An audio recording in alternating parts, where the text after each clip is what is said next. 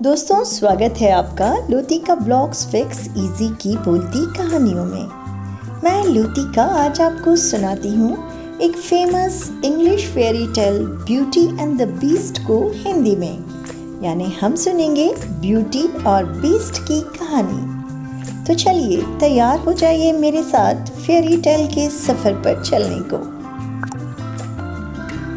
एक समय की बात है, एक व्यापारी अपनी 3 बेटियों के साथ रहता था।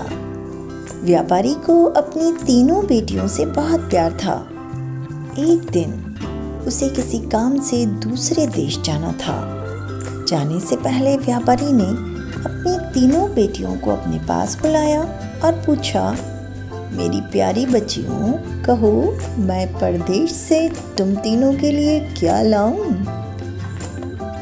पहली बेटी ने सुंदर कपड़े और दूसरी बेटी ने गहने मंगवाए। तीसरी बेटी, जिसका नाम ब्यूटी था, उसने अपने पिता से कहा कि वह उसके लिए एक गुलाब का फूल ले आए। व्यापारी ने अपनी तीनों बेटियों से उनके उपहार लाने का वादा किया और अपने सफर पर निकल पड़ा। अपना काम खत्म करके व्यापारी जब अपने घर की ओर चला तो वह तूफान में फंस गया और रास्ते से भटक गया। बहुत कोशिशों के बाद भी वह अपने घर का रास्ता न ढूंढ सका। तब तक तो अंधेरा भी हो चुका था।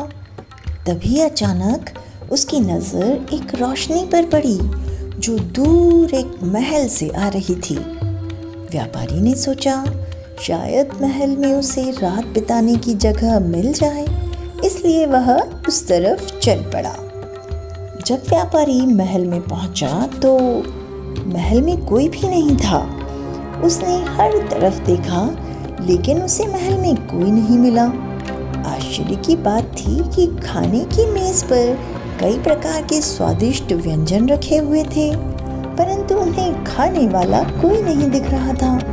भोजन को देख व्यापारी की भूख और बढ़ गई थी, इसलिए उसने भरपेट खाना खाया और एक कमरे में मुलायम गद्दों पे सो गया। सुबह व्यापारी ने जब महल के बगीचे में सुंदर गुलाब खिले देखे तो उसे ब्यूटी से किया हुआ वादा याद आ गया। उसने एक फूल तोड़ा और घर की ओर जाने लगा।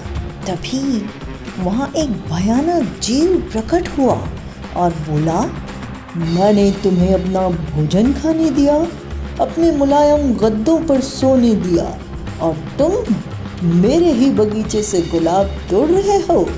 तुम्हें इसकी सज़ा भुगतनी होगी। व्यापारी बहुत डर गया था। कांपते हुए बोला, मुझे माफ़ कर दो मुझे मत मारो। ये गुलाब मैंने अपने लिए नहीं तोड़ा, अपनी बेटी के लिए तोड़ा था।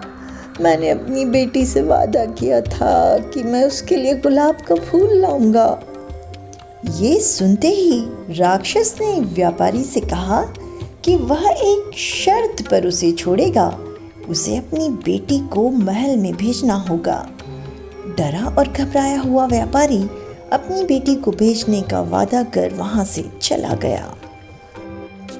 घर पहुंचकर व्यापारी ने अपनी बेटियों को सारी बात बताई और ब्यूटी से माफ़ी मांगते हुए कहा, अपनी जान बचाने के लिए मुझे उस समय कुछ समझ नहीं आया और मैं राक्षस से ये वादा कर आया।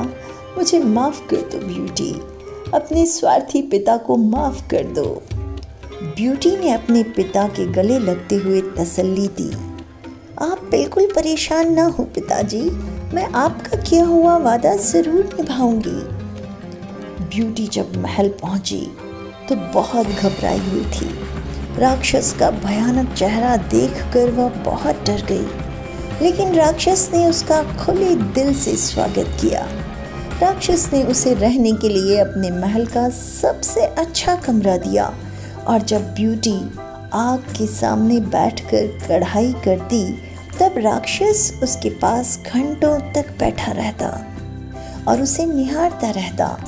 धीरे धीरे दोनों को एक दूसरे का साथ अच्छा लगने लगा और वे अच्छे दोस्त बन गए। अब वह दोनों सारा दिन एक दूसरे से बातें करते और खुश रहते। राक्षस को ब्यूटी बहुत अच्छी लगती थी और वह उससे शादी करना चाहता था, लेकिन डरता था कि ब्यूटी एक राक्षस से कभी शादी नहीं करना चाहेगी। बड़ी हिम्मत जुटाकर एक दिन उसने ब्यूटी से अपने दिल की बात कहने का फैसला किया। जब वह ब्यूटी के पास पहुंचा तो देखा कि ब्यूटी अपने पिता को याद करके बहुत उदास है। उससे ब्यूटी की उदासी देखी नहीं गई और उसने ब्यूटी को एक जादुई शीशा दिया जिससे वह अपने पिता को देख सके।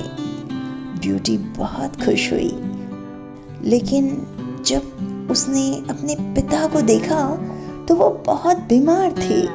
यह देख ब्यूटी ने राक्षस से अपने पिता से मिलने की इच्छा जताई। राक्षस ने उसे पिता से मिलने की इजाज़त दे दी और 7 दिन में वापस आने को कहा।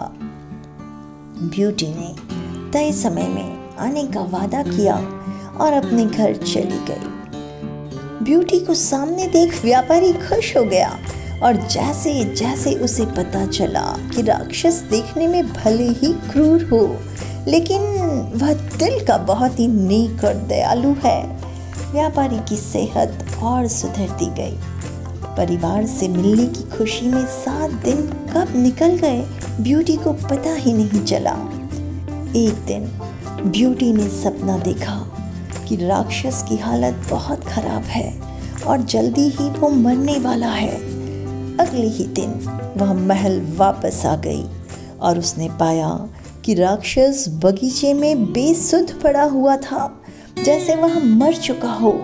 ब्यूटी उसे देखते ही रो पड़ी। तुम मुझे छोड़कर मत जाओ, मैं तुमसे बहुत प्यार करती हूँ और तुमसे शादी करना चाहती हूँ। जैसे ही ब्यूटी ने ये शब्द कहे, एक रोशनी ने राक्षस को ढक लिया और जब रोशनी गायब हुई तो भयानक और क्रूर दिखने वाला राक्षस एक खूबसूरत राजकुमार में बदल चुका था। राजकुमार ने बताया कि एक दुष्ट जादूगरनी ने उसे एक राक्षस बना दिया था और सच्चे प्यार से ही उस जादू को तोड़ा जा सकता था। बहुत समय से राजकुमार उस लड़की को ढूंढ रहा था जो उससे उस रूप में प्यार करे जिससे सब डरते थे, जो उसकी सूरत से नहीं बल्कि उसके गुणों को चाहे। आखिरकार राजकुमार को उसका सच्चा प्यार मिल गया और वह बहुत खुश था। जल्द ही ब्यूटी और राजकुमार की शादी हो गई और वह अपनी गुलाबों सी खूबसूरत दुनिया में हंसी खुशी रहने लगे।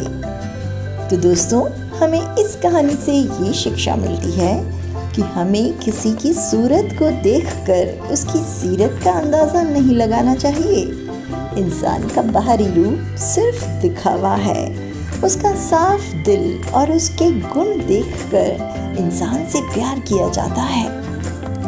तो दोस्तों, एक कमेंट छोड़कर मुझे ज़रूर बताएं कि कैसी लगी आपको ब्यूटी एंड द बीस्ट की ये प्यारी सी कहानी, और मेरे साथ जुड़े रहें ऐसी बहुत सी कहानियों के लिए चैनल को सब्सक्राइब करते हुए और बेल आइकन दबाना ना भूलें। अभी आपसे विदा लेती हूँ। Thanks for watching.